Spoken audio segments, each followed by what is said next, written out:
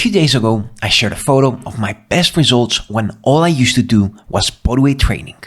As a result, a lot of people attacked me saying I was on steroids. Thanks for the compliments, by the way. Here's the truth though. Most men don't fail to build muscle because they're not on steroids. They fail because every time they open YouTube or Instagram, there's a new shiny object to chase after. A new weird exercise you're not doing, a new way of doing the exercises you are already doing. One day it's 25 sets, the other it's 2 sets, because confusion keeps people subscribed. And the algorithm, it doesn't reward results. It rewards novelty. But when you're a regular guy with a job, kids, and limited training time, this only keeps you second guessing everything you do, never allowing you to focus on what really matters. Consistency of the basics.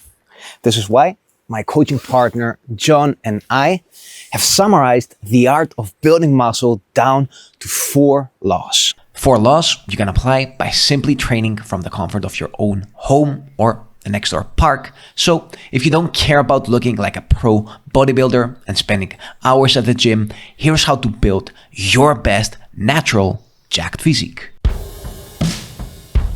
For starters, yes, consistency is important, but simply showing up every day doesn't mean anything if you're also not consistently improving. If you're doing the same 8 pull-ups and 20 push-ups you were doing last year, you'll also look the same as you did last year. So it's not just how long you've been training, but also how smart you've been training. In other words, if the stimulus doesn't increase, results simply stop. What does this mean in practice?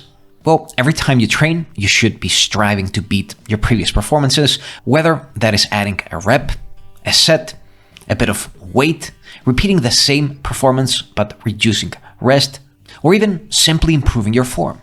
Progress doesn't need to be dramatic, it just needs to be consistent. And as long as you track everything you do, tiny weekly wins can compound into big results.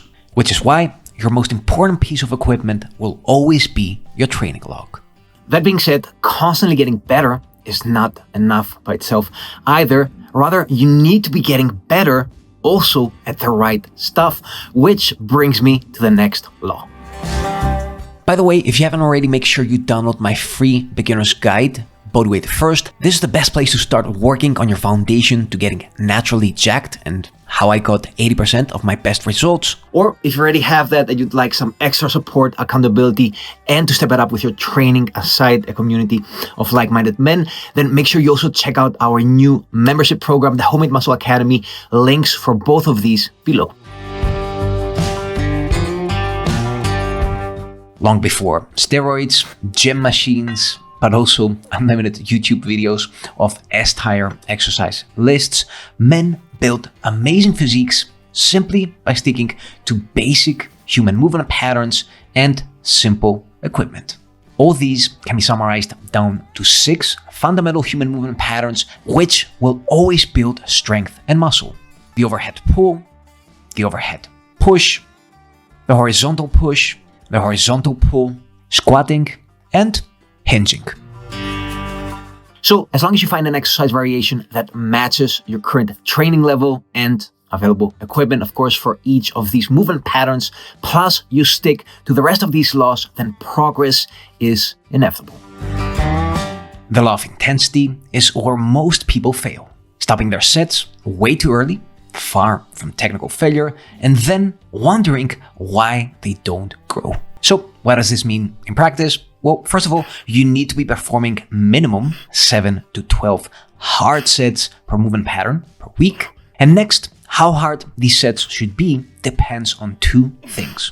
Number 1 is training volume, because the less time and therefore training volume you can afford to put into your training, the harder your effort should be. And number 2 is your training level, since as a beginner, you have to practice taking every single set to failure, because this is simply a skill that takes time to develop and something you're not good at yet. Once you're more of an intermediate though, this is when I recommend my peak set method, which I'll link at the end of this video, but also in the topping comment below.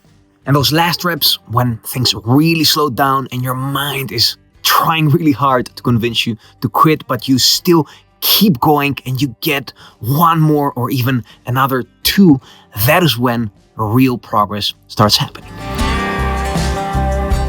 Lastly, and not leastly, if you want to squeeze every last drop of progress out of each set, but also minimize wear and tear on your joints, how you perform every single rep matters immensely. What does this mean in practice? Well, for starters, you want to make sure that you're moving in a smooth and controlled manner on the way down.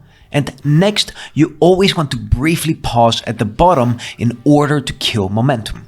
Lastly, you also want to make sure that you keep doing this even during those last slow grinding reps. Lastly, it's not just about external form, it's also about internal form. In other words, it's not just about proper technical execution, but it is also about always sharpening that mind-muscle connection, always striving to feel the target muscle as much as possible. Currently bulking, so not a lot of definition, but definitely some good volume going on.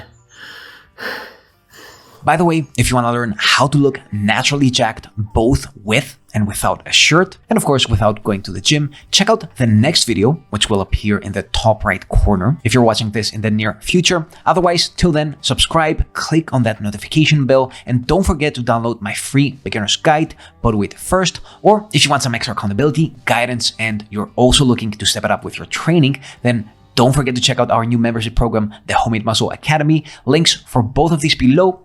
And until next time, keep on training.